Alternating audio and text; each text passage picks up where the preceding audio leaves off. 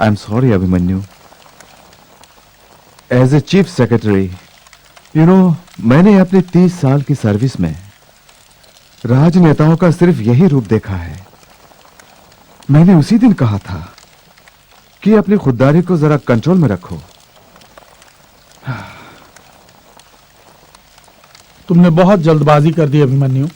अगर लाइफ को जरा सा एडजस्ट किया होता।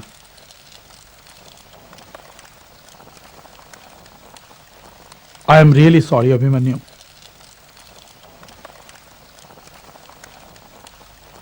हमारे देश में जितने आईएएस अधिकारी हैं उनमें से मैंने एक ने आवाज उठाई, कुछ नहीं हुआ, मुझे नौकरी छोड़नी पड़ी।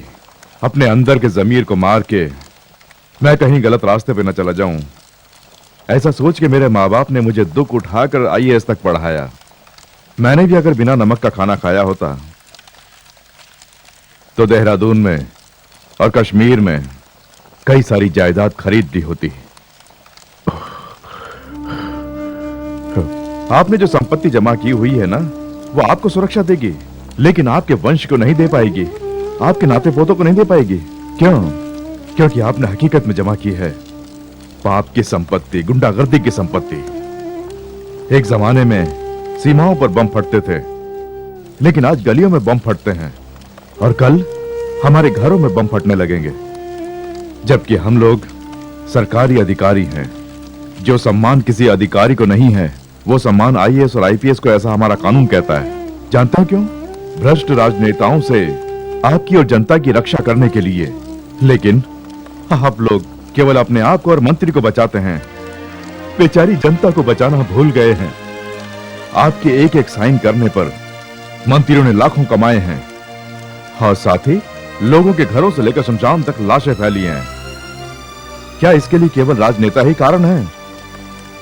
जी नहीं, जनता जो टैक्स देती है उससे आईएएस और आईपीएस बनते हैं, तनख्वाह पाते हैं।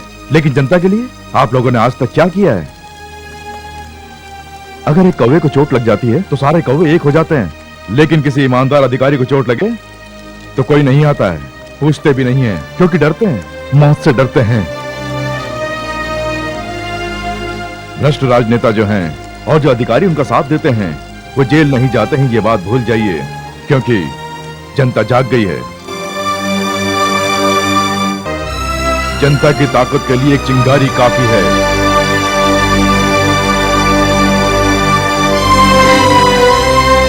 जनता की चिंगारी ज्वाला बन जाएगी।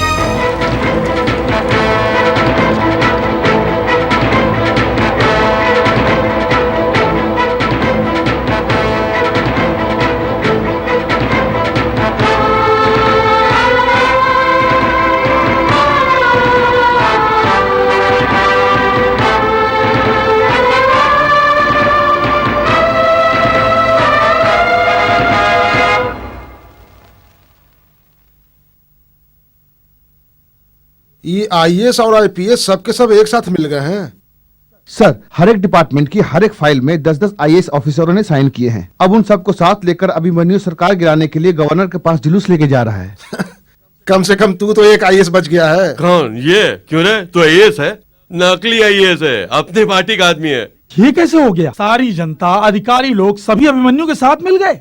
सब न्याय और ईमानदारी है भैया। इस जनरेशन के जो लोग हैं ना, वो इस न्याय और ईमानदारी से अनजान हैं। इसीलिए अचानक ये सब देखने पर उन्हें टेंशन हो गया है और उसके साथ मिल गए हैं।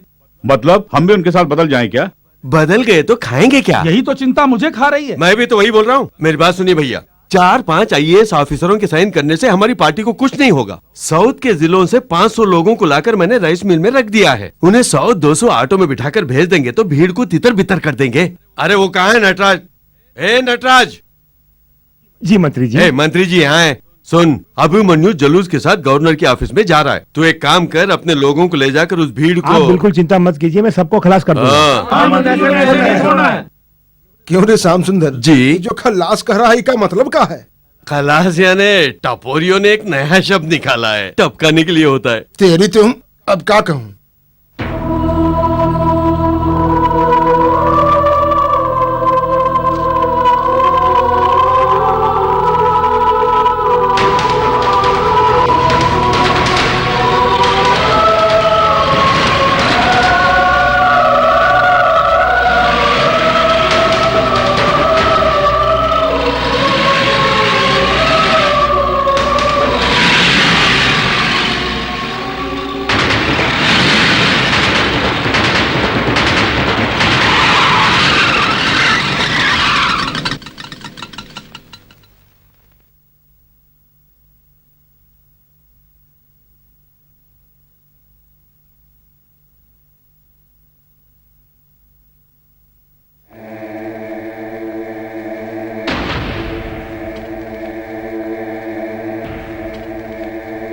सब लोग चुपचाप यहाँ से चले जाओ ना।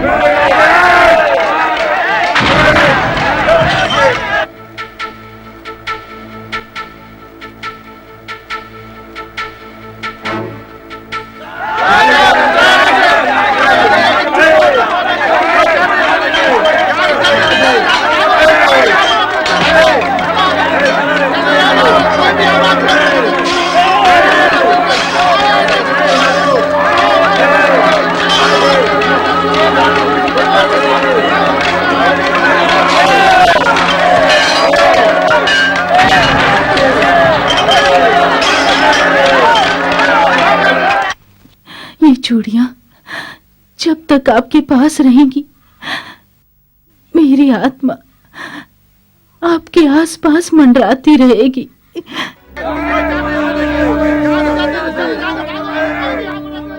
राजनेताओं ने मुझ पे जो एसिड फेंका, उससे भी कहीं ज्यादा ताकत है गरीबों के खून में। अहिंसा सबसे बड़ा हथियार है, ये साबित करने में आप जरूर कामयाब होंगे, जरूर कामयाब होंगे।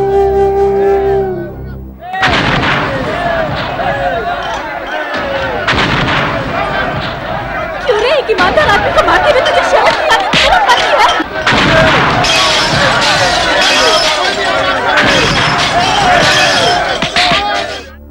पैसे कमाने के लिए लोगों का खून करता है, गुंडागर्दी करता है, कमीने कहीं के।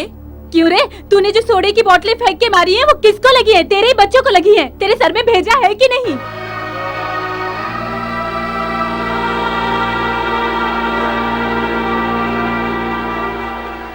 मेहरबानी करके मैं जो कहने वाला हूं वो ध्यान से सुनिए।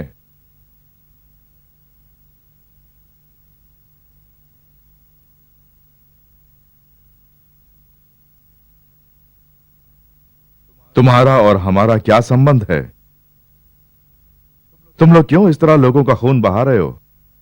जो खेतों में हल जोतता है वो किसान कहलाता है, जो हाथों में औजार रखते हैं वो कारीगर कहलाता है, लेकिन साइकिल चेन, सोडे की बोतलें हाथ में रखने वाले आप लोग कौन हैं?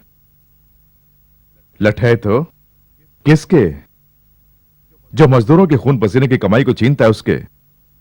मेरे बाप को उन्होंने बॉम्ब से उड़ा दिया, मेरी बीवी के मुंह पर एसिड फेंक के उसे मार दिया। इन सब के लिए मैं ये ज्योति हाथ में लेके नहीं चल रहा हूं। तुम्हारे जो बच्चे हैं उनके भविष्य के लिए और हमारे देश के लिए न्याय मांगने जा रहा हूं। मारिए, जितना चाहो मारिए, चाहे हमारा कितना भी खून क्यों ना बहे, तुम पर हमारा हाथ नहीं उठेगा। मारिए।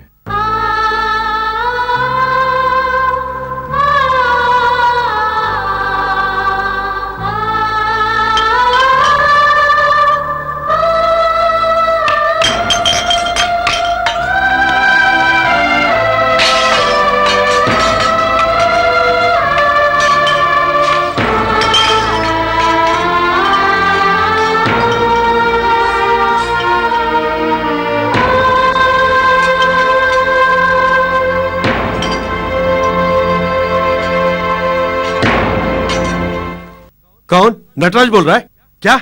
हमारे लोग भी उसके साथ मिल गए ये बोलने के लिए फोन किया? फोन रख भैया, हमारे सारे लोग उस अभिमन्यु के साथ मिल गए।